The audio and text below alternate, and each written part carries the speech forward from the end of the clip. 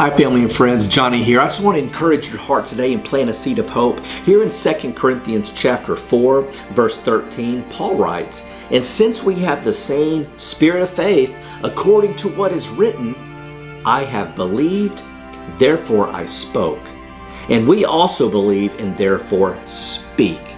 Oh, there is power in speaking what you believe in your heart. Hallelujah. When you speak faith from what you believe in your heart, there is a supernatural transaction that takes place in the atmosphere. And faith is voice activated. You believe in your heart and you confess with your mouth. That's the way you are saved. You believe in your heart and you confess with your mouth to receive all the blessing and gift of the Lord. You believe in your heart and you confess with your mouth. And Paul is reiterating it right here. I believed, therefore I spoke.